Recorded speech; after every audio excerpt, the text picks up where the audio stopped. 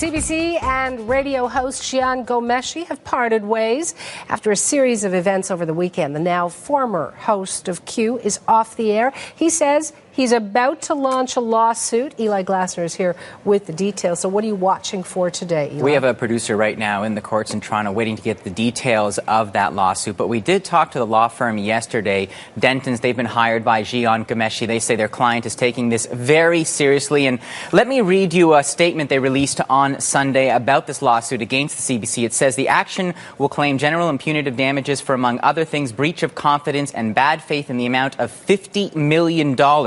Concurrently, he will commence a grievance for reinstatement under his collective agreement. So he's trying to get his job back. Now, this follows the bombshell CBC announcing on Sunday that they're ending their relationship with Ghomeshi. We read you that statement from CBC. They said the CBC is saddened to announce its relationship with Ghomeshi has come to an end. The decision was not made without serious deliberation and careful consideration. Gian has made an immense contribution to the CBC, and we wish him well. CBC spokesman also added that information came to their attention that, in CBC's judgment, precluded them from continuing their relationship. They would not comment on what that information was. Soon after that first announcement was made from the CBC, the Giller Prize very quickly announced on Twitter that he was no longer going to be the host of the Literary Awards. We also learned yesterday afternoon that Ghomeshi had hired the services of the Navigator PR firm. Now, this is one of the top PR firms in Canada, and one of the things they specialize in, Suhana, is issues management, crisis response, and reputation recovery. And speaking of crisis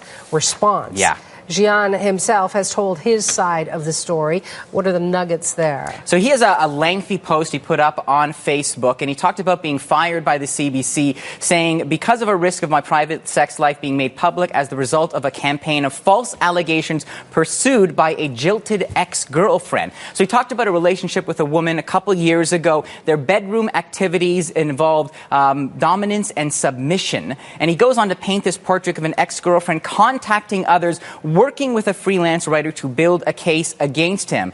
Ghomeshi says CBC executives fired him because they said, quote, this type of sexual behavior was unbecoming of a prominent host, unquote.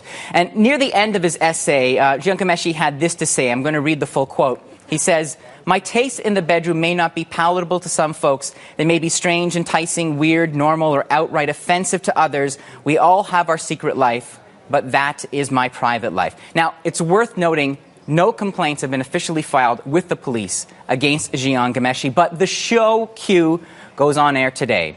And Brent Banbury had a wonderful opening essay where he talked about the dozens of people behind the scenes, the producers, the show directors, that make Q what it is, doing this for the audience that have supported the show all these years. And of course, the show is moving forward. Still lots of questions to be asked, a lot of people saddened and surprised across Canada, and we'll wait to see how this story develops.